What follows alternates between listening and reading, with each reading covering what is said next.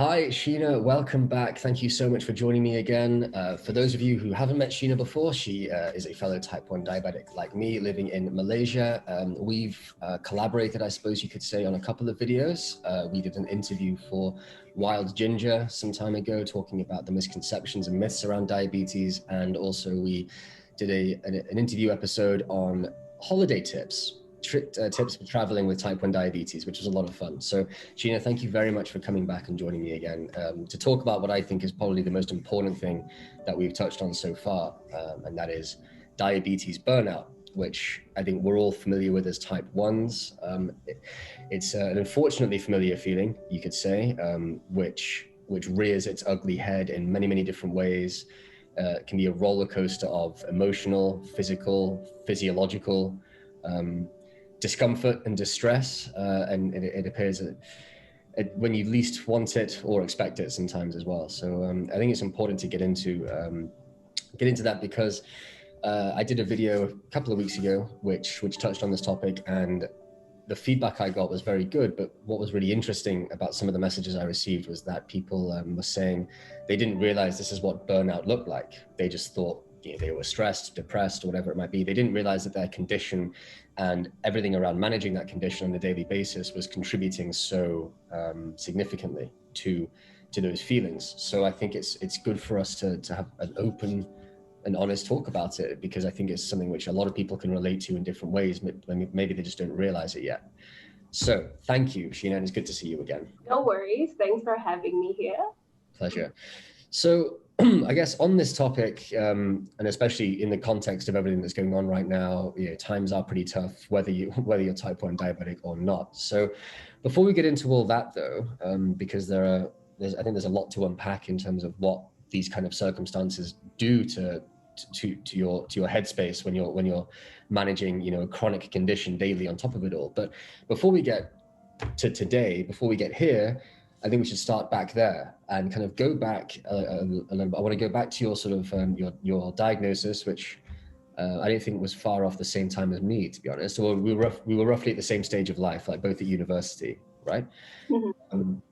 And sort of how you felt around that, and how you felt immediately after getting diagnosed at that age, because it is a pretty difficult age, I would say. Like, you know, it's maybe the most kind of carefree and sociable time of your life, and suddenly you get this in your lap. So of course that's very frustrating.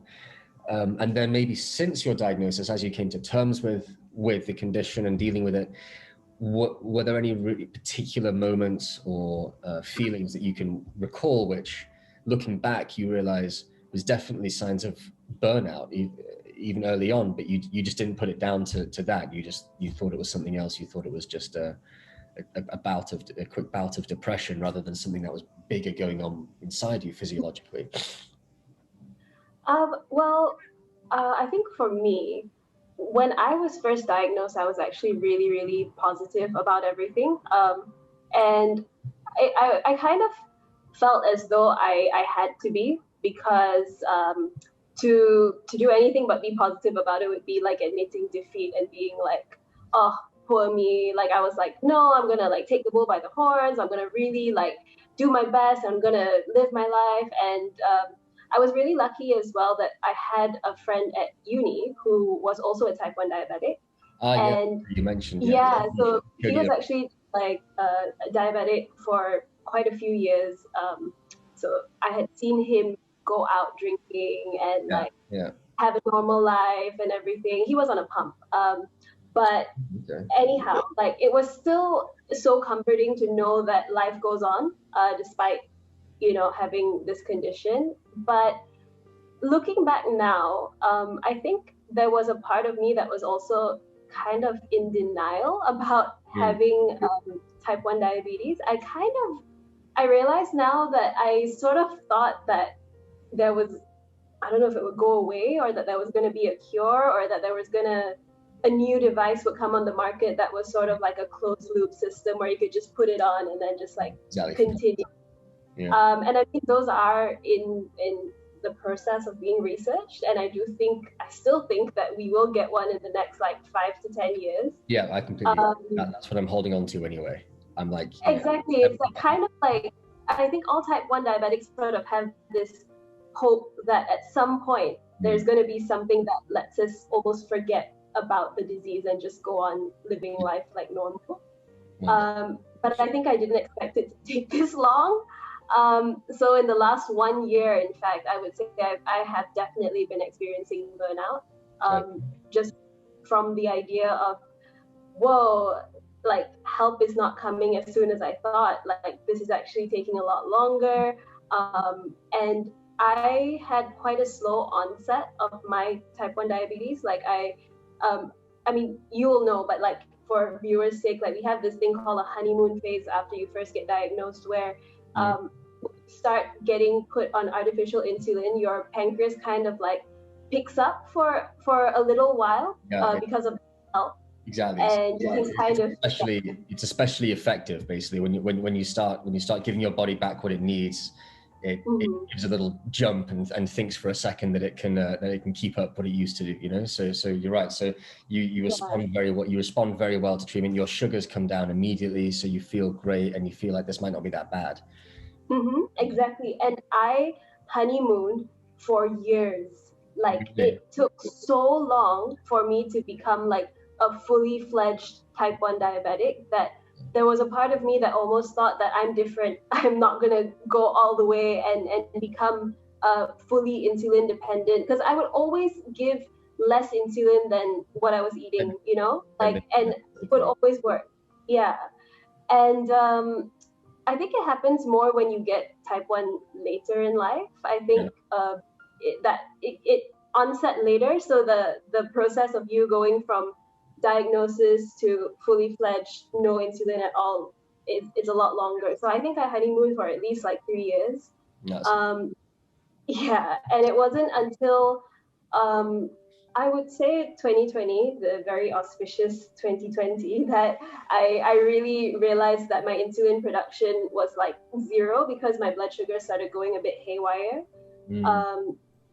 And then, you know, then it becomes a lot more difficult to get your dosage right. That's when you start having lows and highs and lows and highs, and because you're not, your body's not doing anything for you to balance it. No, exactly. It is entirely in your hands, and you become so much more aware of it when that happens. You're right, and you start really becoming conscious of the fact that every decision you make, that there's that stat, isn't there? Like apparently we make somewhere between 180 to 250 decisions extra per day, just literally going through the daily steps, if you like, just everything around waking up, eating, like everything, you know, we have to be thinking consciously, at least if you are taking, you know, kind of a very active interest in your self-care, which we all should be, but let's face it, it's not always that easy. But the point being that, you start becoming very aware of the fact that everything is down to you now. It's entirely your responsibility to act as an artificial organ. And you start realizing just how sensitive the body can be.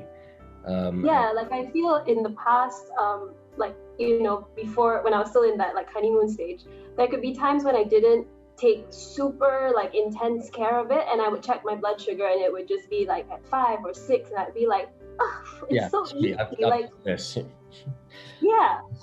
And then now you kind of check it and it's like 11, 12, and you're like, well, it's not going to become normalized until I do something about it. Like precisely. Which is I found well, I've only been able to really do this well recently, because I used to get really wrapped up in emotionally in almost every test that I did, or at least the negative side. If it was a good test, I'm like, oh, okay, well, good, but also normal, you know, that's where it should be. I shouldn't give myself a pat on the back. But every bad test, I would really beat myself up and really, you know, worry about what I'd done. But you realize that you just have to look at everything objectively. You have to just look literally test by test. And if it's high, then you just think, okay, what did I do? And then you correct it. But you can't get emotionally involved in every single drop of blood that you spill, because that would really. But it's hard not. It happens to me as well. Like when I get a high test, and especially if I haven't checked sort of like for a while, and I know that my blood sugar has been up there since let's say lunch, and I'm checking closer to dinner, I'm like, oh my god, I just spent like an entire day like with really high blood sugar, and you feel super guilty. Yeah, precisely. It's and you start, I get trapped in this kind of negative feedback loop sometimes, where even if I try and be objective, even if I take a test and like I took one, I tested after dinner the other night, and I'd had dessert and I hadn't dosed up correctly for it, and I was like in the high 20s. I mean, it was a very sugary piece of cake. It was delicious, but yeah, I was in the high 20s, and obviously shockingly high number to read. But I was okay. I was like, okay, crap, very high, but let's be real here. You just demolished a huge slice of of pure chocolate. So let's just take a corrective dose and move on. But then there's still that nagging feeling in the back of your head thinking, well, why shouldn't I be able to eat that cake? What is so wrong with me that I can't? I did take some insulin, obviously not enough, but 28, what? So you start, you're feeling guilty about it. Even if you take an objective stance to treating it, you're like, right, what's the correction dose? Let's move on, whatever. You still get this nagging feeling in the back of your mind thinking, just why should I have to bother? Like, I'm at a party, I'm with my friends, like why do I have to sit in the corner and test my blood and sneak off to the bathroom to inject? It just weighs upon you, this chore, this duty. Yeah. I mean, I think I mentioned this to you, but I started wearing like a continuous glucose monitor. I just saw it, yeah. I caught a glimpse. Yeah, it's here. It's not an ad, guys, but it's here. It is really good. I really like wearing it, but I will say that, how if you check your blood sugar and you see that it's like high and you don't have a CGM on, you can just give your insulin and then let it do its thing. But with this, you can literally scan yourself every 5 minutes to see if it's come down, and that can get very, very unhealthy. Yeah. So I'll see, and what's even worse about this is that if you don't catch a high blood sugar, like when you see that it's going up, but let's say you were busy doing something else, and then when you do scan, it's gone up from like 7 to 15, and you think, oh no, if I just scanned 10 minutes earlier, I could have caught it, and I could have given some insulin to stop it from going that high. And then you feel guilty because you're like, wow, I can't even do it right, even though I've got this piece of technology. So it's amazing. It is a double-edged sword wearing this, honestly, but I think the pros outweigh the cons. I'm looking forward to getting my hands on one. Actually, I'm hoping to get one quite soon. If not here, then maybe back in the UK. Although I think to get it on prescription in the UK, you have to prove that or demonstrate that you test like 8 times a day. I don't do that. I definitely don't do that. Especially with the price of test strips in Malaysia, like not massively expensive, but still, I don't have enough money to test 8 times a day. So anyway, but we'll see. So I'm hoping for a CGM, but I'm worried that I'll be in the same boat as you, in that I will just become obsessed with scanning this thing, which is not a healthy place to be. And it also kind of like, you become a lot more aware of your timing of your insulin, I would say, and that's a whole nother factor that weighs on your mind, like I think I told you before that I tend to give my insulin after I eat because I don't know how I'm going to eat till I eat it. That was not smart because having this, now I realize that you actually can stop your spike so much by just giving your insulin like 10 minutes before you eat.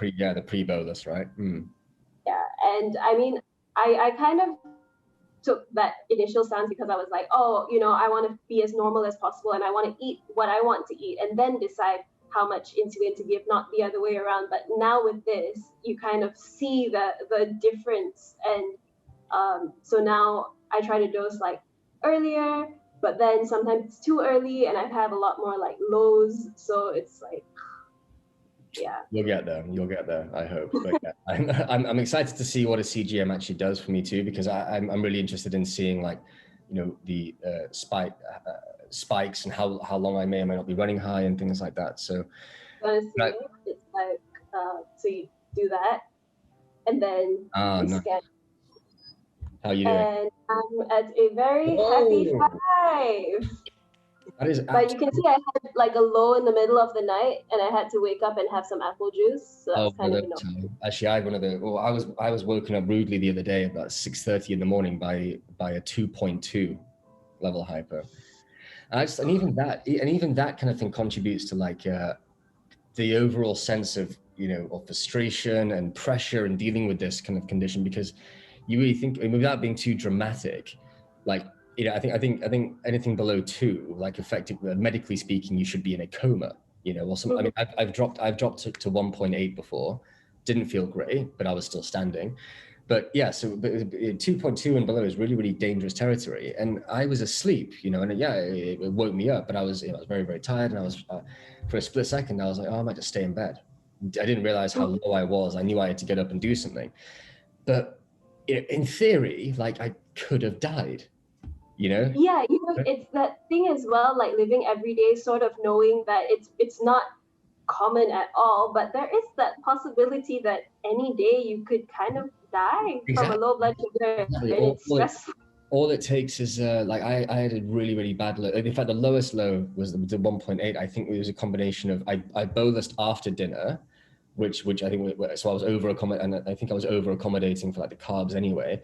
Plus I had some wine, and as you know, let's say wine will spike your sugar in the short term because it's quite sugary, but over like say a couple of hours, alcohol will lower your blood sugar. Right, so these two, so my insulin and the alcohol combined in the middle of the night to drop me to semi plummeting, actually, and so, and yeah, but I could have slept through it. Like if I'd had a little bit more wine, I could have just been dead to the world, and just dead, you know. So it is dramatic and it sounds ridiculous, but it is a risk. It is a huge risk because this artificial stuff which we pump ourselves with just to stay alive also has a very real risk of killing us. Yeah, like there's some points when, you know, you're having a really low and you feel like really, really shit. And you're just lying there and just kind of wondering, like, is this going to be the low that I don't come back from? Like, I hate to say it, but that thought does go through your mind sometimes. Yeah, and it might sound dramatic, but it's very, very real, at least, you know, especially to those of us who actually experience it, because having like a hypo, having a really low is really like a very primal, like desperate situation. I can only, the only thing I could compare it to is kind of like a drowning person, if you like, where you're just and you kind of get like spots. Do you ever get spots on your eyes a little bit? Yeah, a little bit. Like, that's when I know like I'm really, really low, when like I try to distract myself. Well, I've had like some apple juice, and then I'll just be like waiting for my blood sugar to come back up, and I'll try to like look at my phone, and I can't really read it because it's just like a little bit spotty. Yeah, that's scary. I get the it's the sweating. Well, we all sweat. Sweating for me, and just it's the brain fog for me. It's like that feeling drunk, and you can't even enunciate properly. Sometimes you're really slurring your words, and you just feel like this. It's this dizzying spell, and you're just like, and every cell in your body is screaming out for food. And then so you run into the kitchen and you raid the fridge, or you tear open the cupboards, and then you find yourself sort of 20 minutes later, well, at least I do, just sitting on the floor of the kitchen, just surrounded by shit, because you're so like all of the guidelines, like you must take, maybe you're better at this than me, but they're like, take 15 grams of carbs and then test again. I'm like, no, motherfucker, no, I'm gonna eat. No, I was literally just gonna say, like, the thing that frustrates me as well is after you've had that dramatic episode and you kind of like have gone and raided your fridge and eaten like everything sugary in sight, then you have your spikes. Yeah, of course. And like, you know, I have this, so I don't actually test after 15 minutes. I just watch it and wait for it to like start going up. Wow. And then it starts going up and you think, okay, great.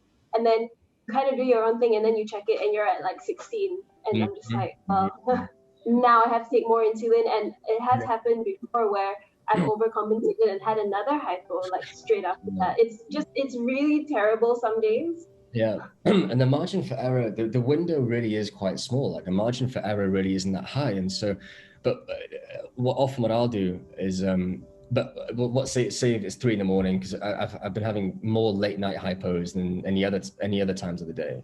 I guess that's probably quite common. But yes, I'll rush into the kitchen, or I'll occasionally keep some stuff by my bed, and I'll just devour that, and then, you know, once you've been through that low and up again, and like you're recovering, you're exhausted, like you're out of breath because you were so dizzy and faint and everything, and then I just pass out. I'm like, oh, fuck it, I just pass out, and then I wake up a few hours later with the high. So I don't have a hypo, treat it, and then watch it. I just get annoyed and pass out, and then when you wake up in the morning, you feel bad, like because high. And I think this is another part of the burnout equation, is that it's not just a mental thing and dealing with the anxiety and stress and, you know, pressure of managing this condition and whatever, but physiologically, like high blood sugars directly contribute to your mood swings, of course, especially when they're going up and down. So you know how it is when you have a high, you're irritable, you're grouchy. Like, there's nothing worse than like going to work in the morning when you're high. You know, you just get it's a bad start to the day. And so it's not just like this anxiety of having this constant, you know, devil on your shoulder, if you like, but that devil on the shoulder is also physically causing you mental pain, I suppose. So there are just so many like factors, elements, aspects to dealing with this condition mentally, physically, which contribute to like a general sense of malaise, I suppose. Like it's really, really tough and exhausting a lot of the time just to keep on top. What do you do to like with exercise? Because I tend to try and do it before I've taken any insulin for the day, just because then I don't have that variable of the insulin like becoming too effective. Good question. I'm very, very conscious of when I've taken insulin before a workout. Like, so but I'm not a morning person. So I'm not working out first thing in the morning before I take my insulin for the day. So I usually work out if I do, because you know, recently it's not been very productive for me in that respect. But yeah, I'm very conscious of not exercising within, say, like a 2-hour window after I've taken insulin.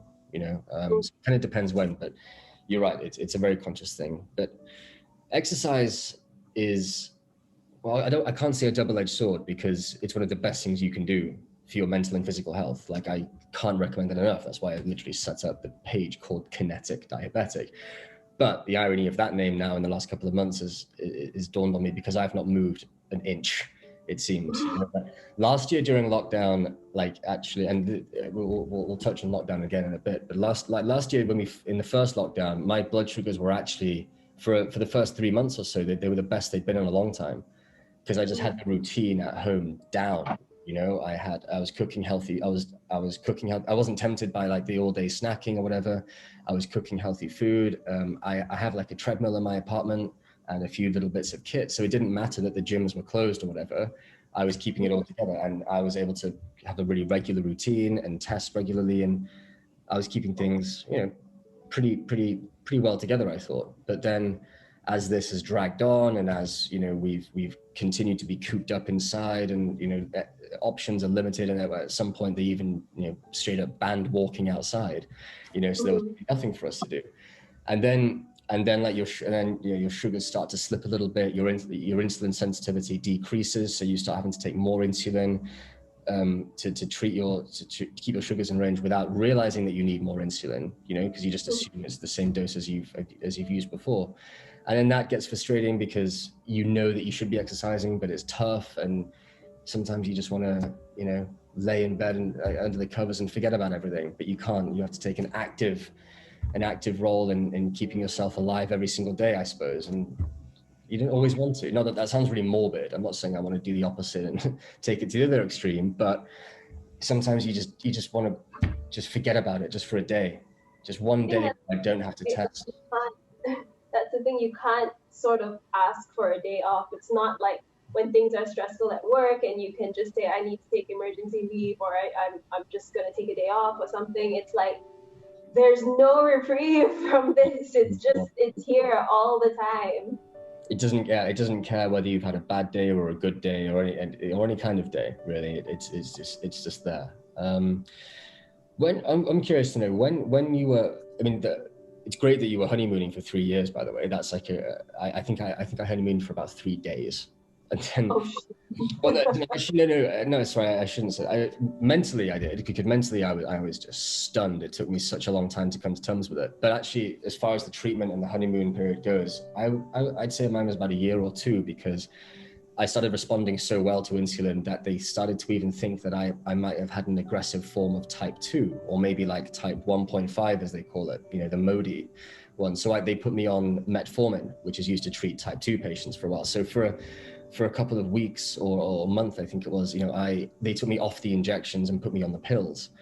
And I prayed, you know, that this would be it. I prayed that this would work, and that I never had to take an injection again, and I could just do it with pills. I would have taken as many pills as you asked me to, just not the goddamn needles. But then, so my hopes were raised and then cruelly snatched away, because it turned out that no, you are very much a type 1 diabetic. So I came crashing out of the honeymoon period pretty spectacularly.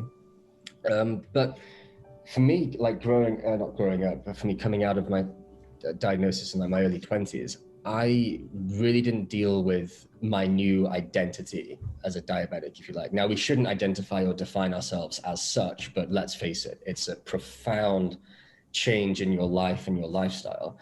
But I had a really, really hard time with it, like as far as my friends were concerned.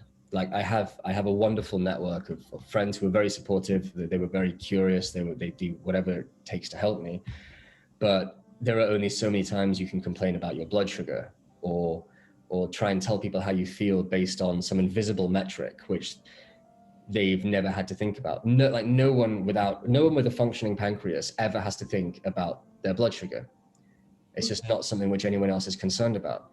So to anybody else, of course, like your insulin secretion is as regular as breathing, and people don't realize just how important that function actually is. And so they didn't realize how much of an impact that high blood sugars can have on your mood, or that low sugars can have on your ability to stand up. It just seems like it seems like a weird thing for us to complain about. So I mean, I shouldn't be embarrassed. I should, of course, be very open and take it seriously. But it's tough when you sound so out of place.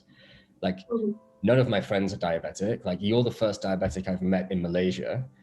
I didn't have anybody else around me to show me the ropes or whatever, or even just talk to you about it. So I would just kind of keep it under the rug and try and just manage it by myself in secret. But this of course then led to me like not testing at the right time, or going out for dinner with friends and just not injecting because I didn't want to leave the table or whatever. So that's kind of like a combination. And of course you feel crap down the line because you've got high blood sugar. So this whole thing about it's like embarrassment and a bit of anxiety, combined with then the actual physiological effect that a high blood sugar has on your mood, and then you feel even more guilty. So it's just like it's a vicious cycle which can slip very, very, very, very easily, I think. Yeah, I think for me, I was very, very, very open about my type 1 diabetes. Like with literally everyone who I met, I would like inject at the table and everything. And I was just like, I kind of wore it as a badge because I don't know, I didn't feel that it was, I wasn't embarrassed about it at all. The only time I would get a bit annoyed was when people would try their hardest to equate it to type 2 diabetes, which that's like a whole other thing, because I don't think it's right to make fun of another incurable disease.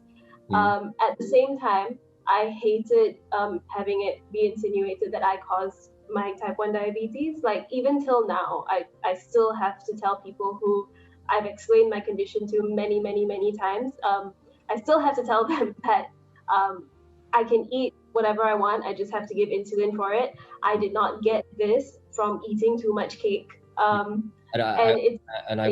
wouldn't give it to you either, by the way. Like it's not contagious. Yeah, I've heard that one before.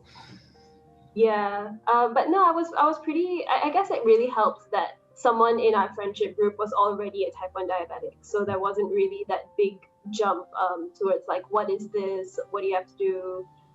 They kind of already knew. That's good. So it was easier for me than if I didn't have that friend there.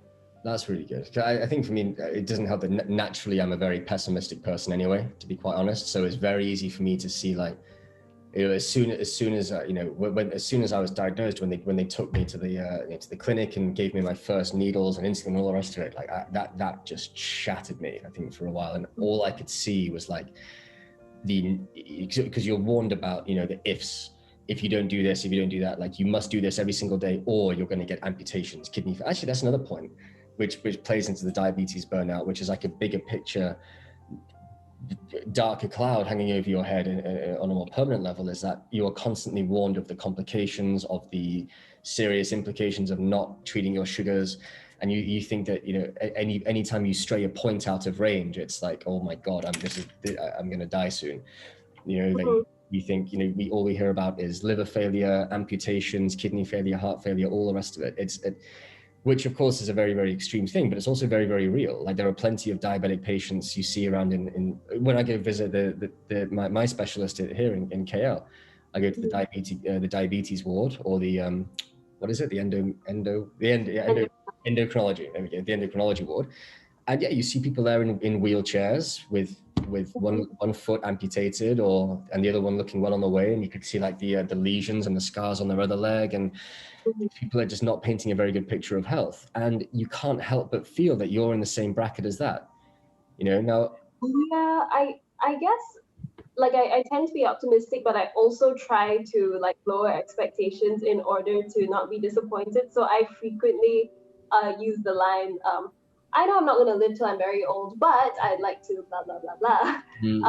Okay, just, it's quite depressing, but I've sort of like resigned that if I get to 70 healthy, I will be so happy, because I think right now, I mean, all the people who are 70, type 1 diabetics who are 70, are people who lived without the technology that we have today. Oh, so you have really like some of the things they had to do, like the boiling pig insulin and stuff.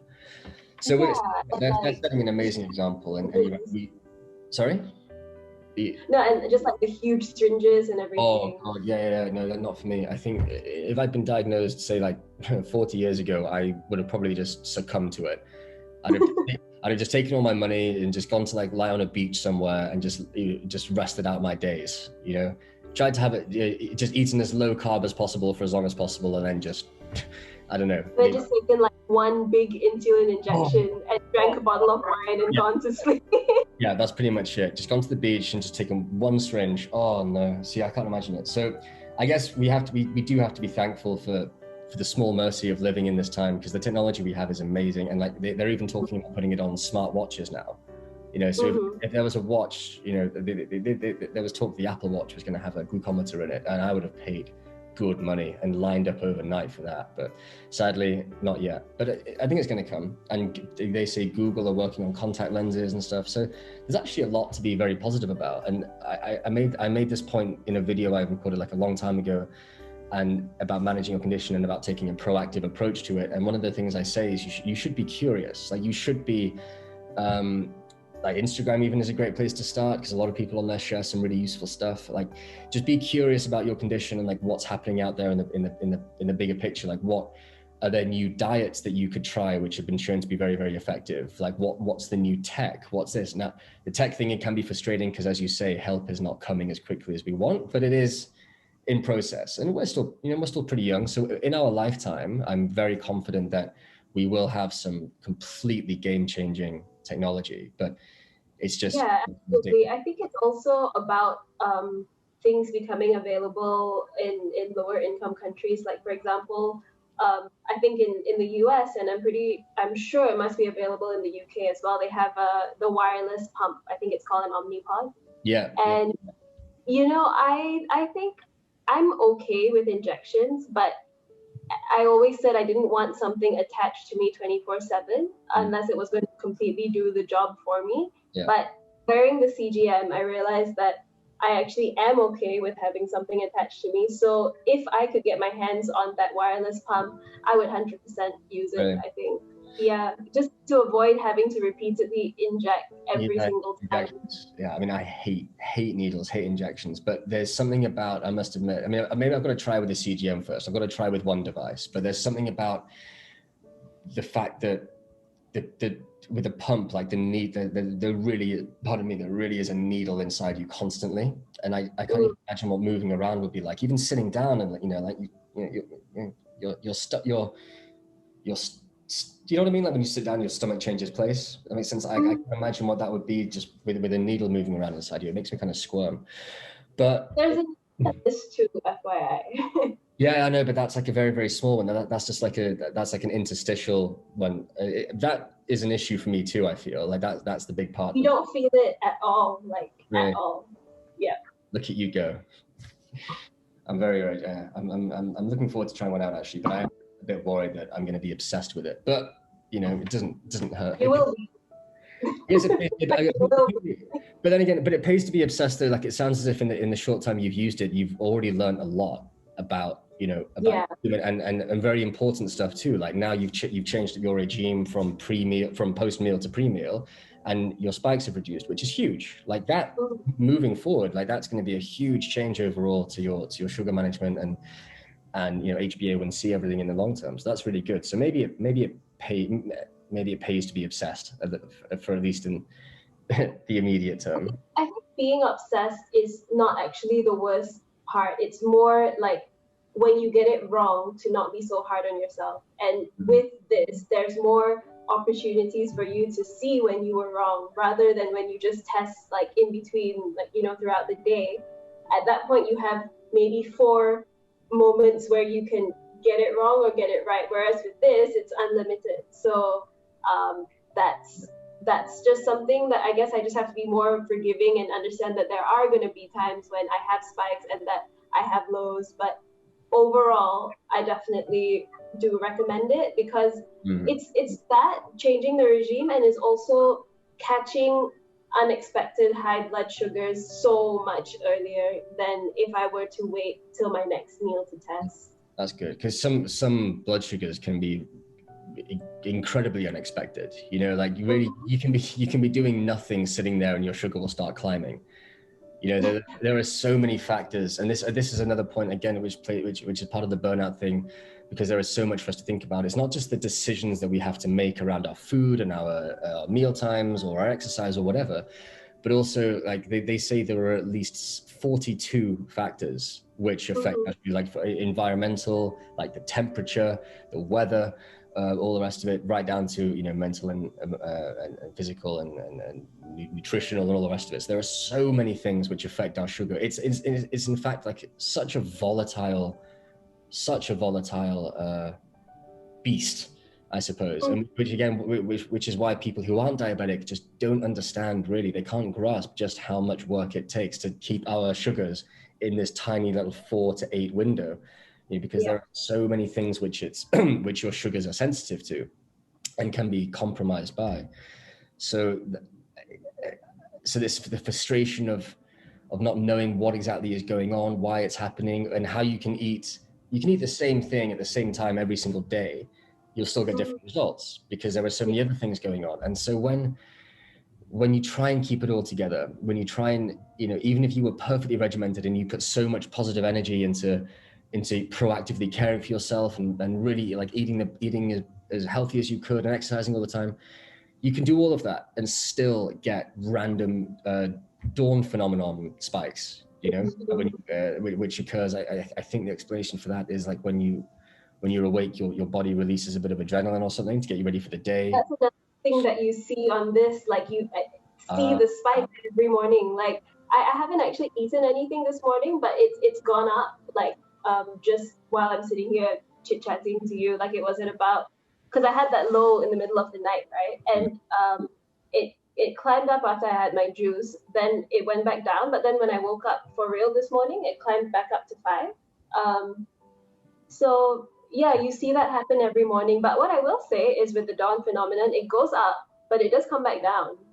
Yeah. It's like I don't even know why it comes back down, but it does. It doesn't keep climbing through the day or anything. And if you catch it early enough, it's fine. But it's just one of those things where like the other term for it I've heard is feet hit the floor, or something like feet hit the floor syndrome. And it's like literally, see, you're at the mercy of something which can affect you differently before you were even out of bed. You know, like you're constantly, I don't want to say at the mercy. You are at the mercy of it, but I don't. That seems very defeatist, I suppose, because you can take control of it. But yeah, we are victims sometimes to factors that are completely out of our control, and it's difficult to talk about with people that just don't understand. Like I've had to take mornings off work because of hypo hangovers, kind of thing. So like, which is where, you know, we're just like, well, like we touched on earlier, like treating your hypo too much and then having a high blood sugar, and then you wake up and you feel like death with a very high sugar. And then so I called in sick from work, and then I go in at lunchtime and I'm feeling a bit, you know, conscious, a bit guilty, like, guys, I'm not ill. Well, I am ill. I'm permanently ill. But I don't have like a cough. I just had high blood sugar. You know, it's me, in my mind, I still have this kind of stigma attached to it. Yeah, I think like when things are really, really, really busy at work, you almost feel like you feel guilty to do something like that. And I think that's why, like, for me, I don't call in sick, whether it's high, low blood sugar, whatever, because I won't name the place, but it's a lot of work.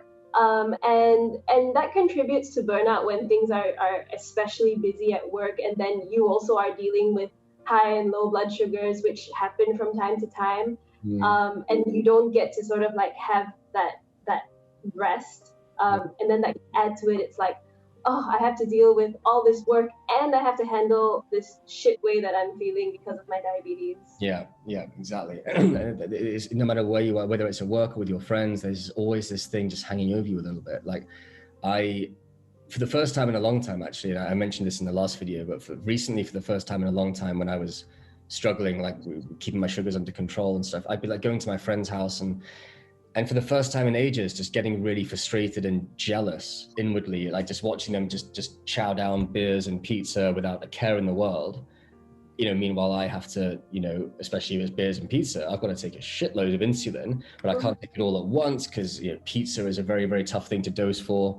So you take a lot, you take a bunch and test again and more and more. And it's just kind of just sit and have a Friday night with the boys without, you know, just jabbing myself or testing myself every hour or so. Like it's a 10-second job, but you still wish you didn't have to.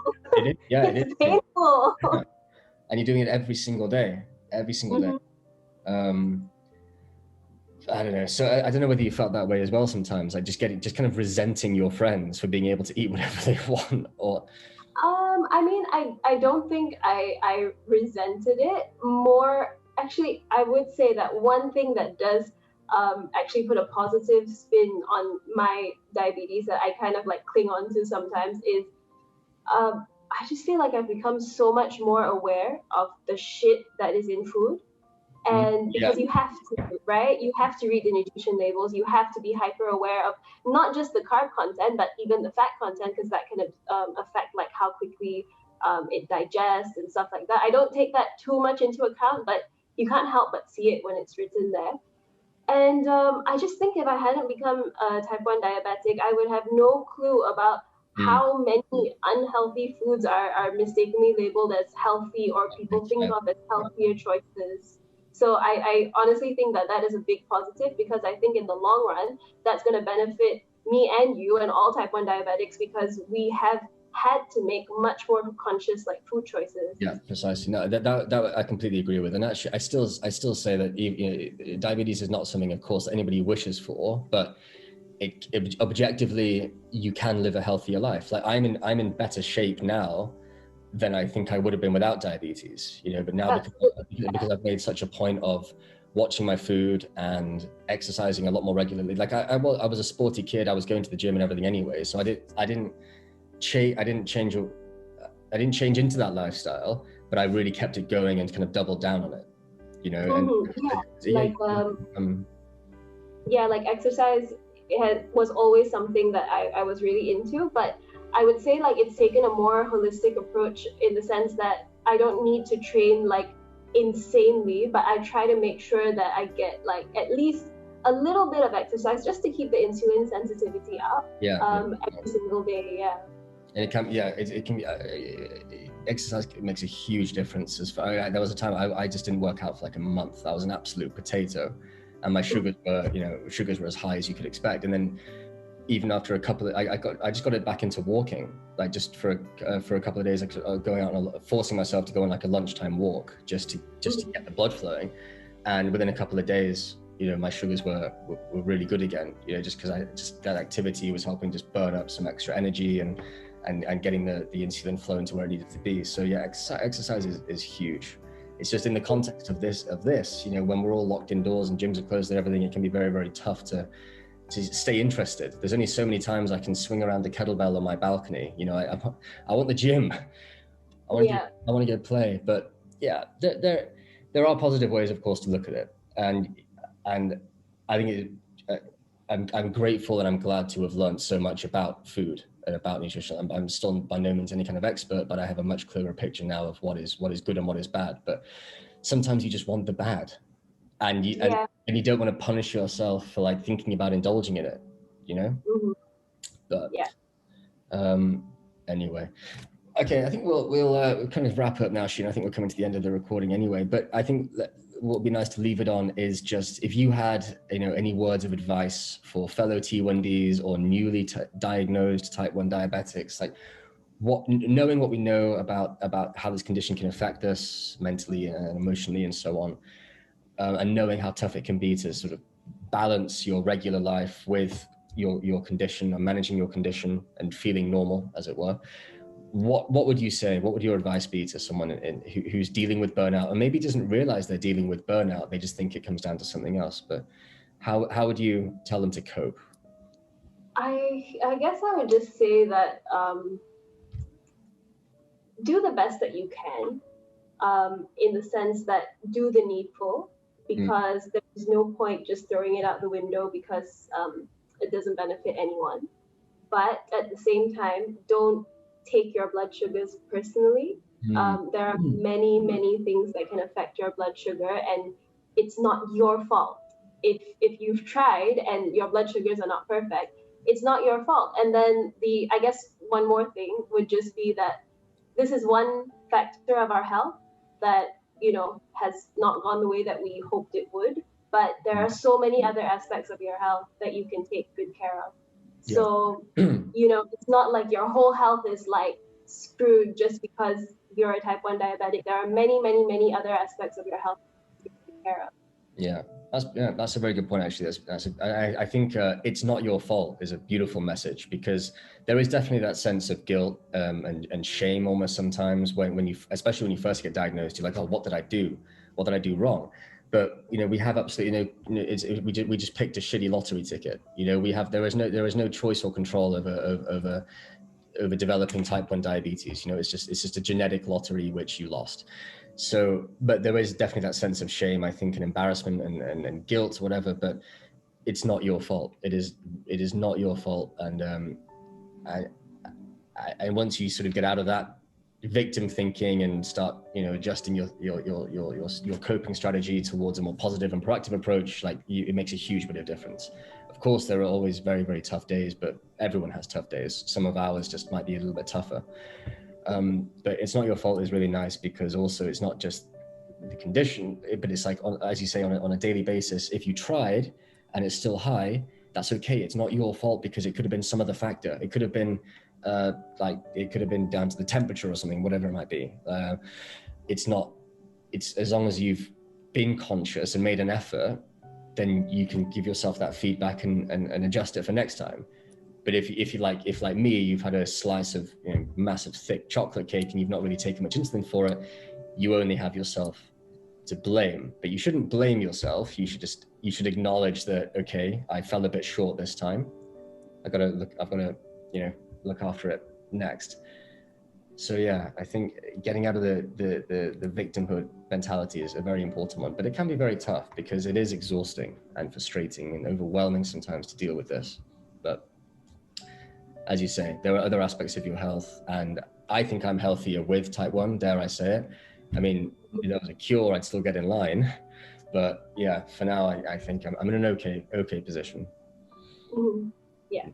Cool. Well, I think that wraps us up for now, Sheena. So I'll say goodbye and thank you very much once again for joining me. It's been a real pleasure speaking with you as always, and thank you for being so open, so candid and honest about your experience, your position, you're dealing with it.